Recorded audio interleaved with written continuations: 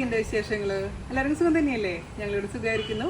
അപ്പോൾ ഞാൻ വന്നിരിക്കുന്നത് ഓണം സ്പെഷ്യൽ ആയിട്ട് സിമ്പിൾ ആയിട്ടുള്ള റെസിപ്പി ആയിട്ടാണ്. അതായത് ഓലൻ നമ്മൾ പലതരത്തിൽ ചെയ്തിട്ടുണ്ട്, പക്ഷേ ഈ ഒരു ഓലൻ ഞാൻ ചെയ്യാത്തതാണ്. അപ്പോൾ വളരെ സിമ്പിളാണ്. ഇതിൽ തേങ്ങയൊന്നും വേണ്ട, തേങ്ങാപ്പാലും വേണ്ട.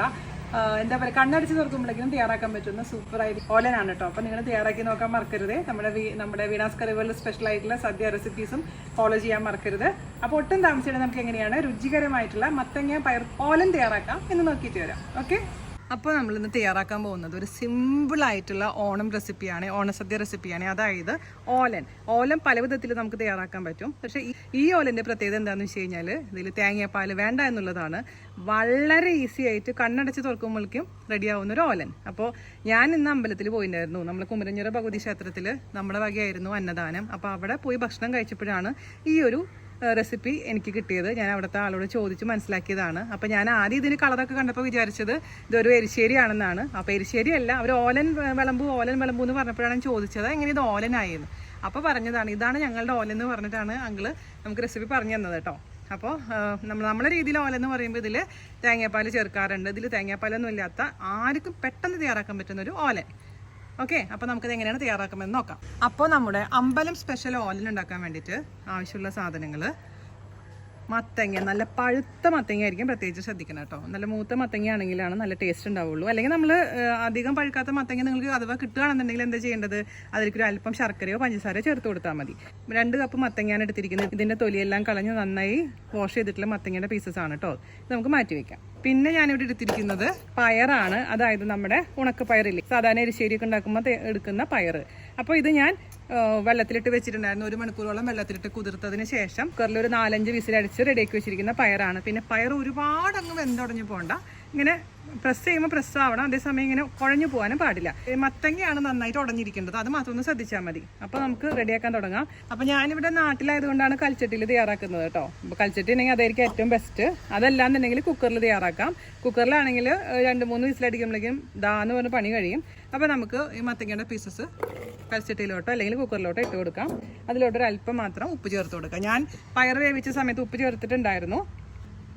1/4 ടീസ്പൂണോളം ഉപ്പ് ചേർത്ത് കൊടുത്തിട്ടുണ്ട്. അതിലോട്ട് നമുക്ക് കുറച്ച് വെള്ളം ഒഴിച്ചു കൊടുക്കാം. അതുപോലെ തന്നെ അല്പം പച്ചവെളിച്ചെണ്ണ നമുക്ക് വീണ്ടും വേണം കേട്ടോ. ആദ്യമേ തന്നെ കുറച്ച് പച്ചവെളിച്ചെണ്ണ ഒഴിച്ചു കൊടുക്കുക, ഒരു നല്ല ഫ്ലേവറിന് വേണ്ടിയിട്ടാണ്. പിന്നെ നമുക്ക് ചേർത്ത് കൊടുക്കണം ഒരു പച്ചമുളക് നെടുകെ കീറിയത്, അതുപോലെ തന്നെ കുറച്ച് കറിവേപ്പില. ഇതും കൂടി ഇട്ട് നന്നായി മിക്സ് ചെയ്ത് കൊടുക്കാം.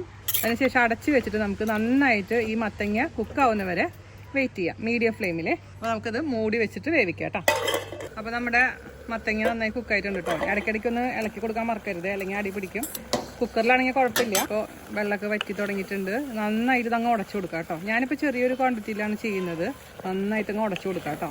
ഇവിടെ മത്തങ്ങയാണ് കൂടുതൽ വേണ്ടത് കേട്ടോ. പയർ പേരിന് വേണ്ടി മാത്രം. ഞാൻ 3 ടേബിൾ സ്പൂൺ കുക്ക് ചെയ്തിരിക്കുന്ന പയറാണ് ഇട്ട് കൊടുത്തിരിക്കുന്നത് കേട്ടോ. പഞ്ചസാര അതുപോലെ ശർക്കര വേണമെന്ന് നോക്കിയിട്ട് വേണമെങ്കിൽ മാത്രം എക്സ്ട്രാ ആഡ് ചെയ്ത് കൊടുക്കും. ഞാൻ നേരത്തെ നോക്കിയപ്പോൾ മധുരം തോന്നിയിരുന്നു, എന്നാൽ പോലും നമുക്ക് നോക്കാം. ഒരു ഇച്ചിരി ശർക്കര ചേർക്കാം കേട്ടോ. അപ്പോൾ നമുക്ക് ഇതിലോട്ടൊരു അല്പം ശർക്കര ഞാൻ ചേർത്ത് കൊടുത്തിട്ടുണ്ട്. നന്നായി മിക്സ് ചെയ്ത് കൊടുക്കാം. പയർ കൂടുതൽ വേണമെങ്കിൽ പയർ ചേർക്കാം കേട്ടോ, അല്ലെങ്കിൽ പയർ ചേർത്തതിന് ശേഷം ഉടച്ചു കൊടുത്താലും കുഴപ്പമില്ല. കുറച്ച് നമുക്കൊരു ടേബിൾ സ്പൂണും കൂടെ പയർ എടുത്തിട്ട് നമുക്ക് നന്നായിട്ട് ഒന്ന് ഉടയ്ക്കാം സെപ്പറേറ്റ്. 3 ടേബിൾ സ്പൂൺ ഉടയാത്ത ഇതും 1 ടേബിൾ സ്പൂൺ ഞാനിങ്ങനെ ഉടച്ചു കൊടുത്തിട്ടുണ്ട്. പയർ നിങ്ങൾ ചേർത്ത് കൊടുക്കാം. കുറച്ചും കൂടെ പയർ വേവിച്ച വെള്ളം കൂടെ ചേർത്ത് കൊടുത്ത് ഒന്നും കൂടെ തിളപ്പിച്ചതിന് ശേഷം നമുക്കങ്ങ് ഓഫ് ചെയ്തിടാം. നന്നായി തിളപ്പിക്കണം കേട്ടോ, എന്നാലും ഇതിൻ്റെ പച്ചമണം മാറുള്ളൂ കേട്ടോ. അതൊന്ന് ശ്രദ്ധിക്കണം. 5 മിനിറ്റോളം തിളപ്പിച്ചതിന് ശേഷം നമുക്ക് ഓഫ് ചെയ്തിടാം. അതിനുശേഷം പച്ച വെളിച്ചെണ്ണയും കറിവേപ്പിലയും കൂടെ ചേർത്ത് അങ്ങ് മിക്സ് ചെയ്ത് അടച്ചു വെക്കാം. അപ്പോൾ 4 ടേബിൾ സ്പൂൺ വേവിച്ച പയറെന്ന് പറയുമ്പോൾ ഒരു 1/4 കപ്പ് മതിയാവേ പയറിൻ്റെ അളവ്. 2 കപ്പ് മത്തങ്ങ. അപ്പോൾ നമുക്ക് ഓഫ് ചെയ്യാറായിട്ടുണ്ട്. സ്റ്റോവൊക്കെ മാറിയിട്ടുണ്ട്. നമുക്കിതിലോട്ട് വെളിച്ചെണ്ണ ഒഴിച്ചു കൊടുക്കാം. 2 ടേബിൾ സ്പൂൺ വെളിച്ചെണ്ണ ഒഴിച്ചു കൊടുക്കാം.